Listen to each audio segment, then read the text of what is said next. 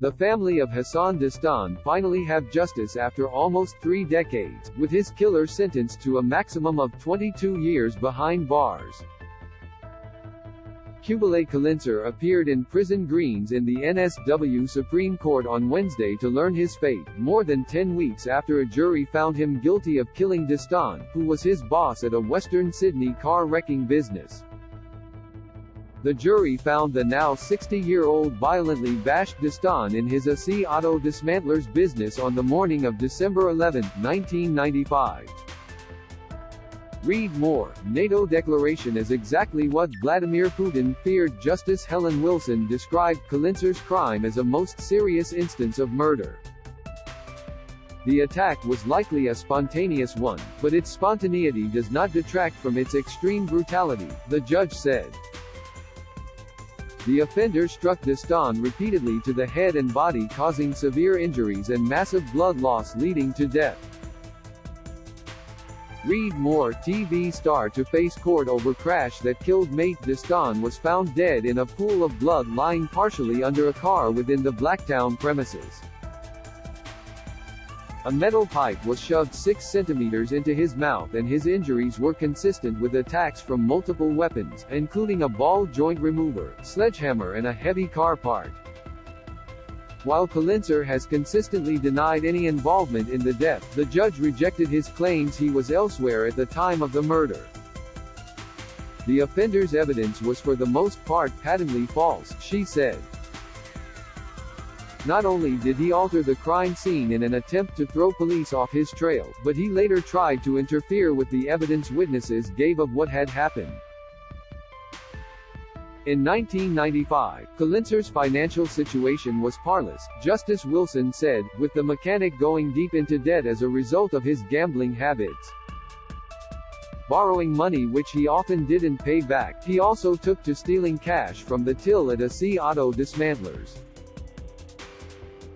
On December 8, 1995, Kilincer pocketed $1,000 given to him by a customer for repairs of a Ford Focus.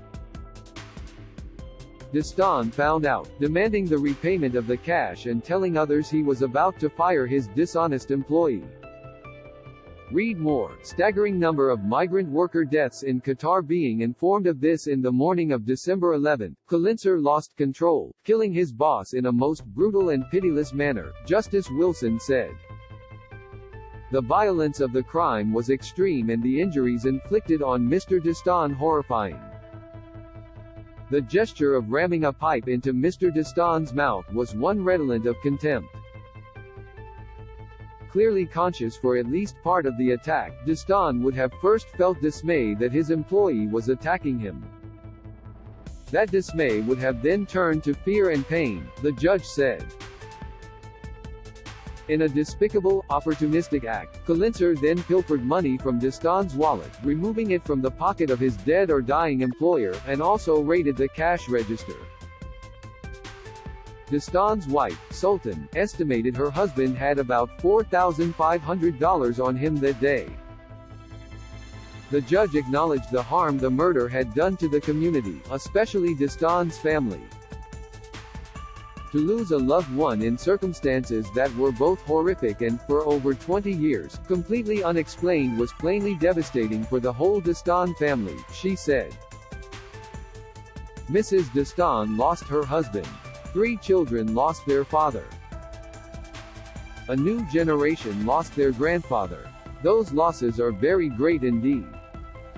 Kilincer has told a psychologist he plans to appeal his conviction, with the judge noting he had displayed no remorse.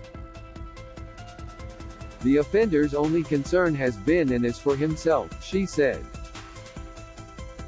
Outside court, Dastan's daughter Yasemin Savim called the outcome bittersweet, saying they had wanted life imprisonment.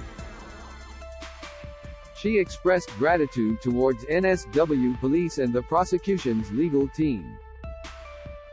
With a non-parole period of 16 years and 6 months, Kilincer could be free after October 19, 2038.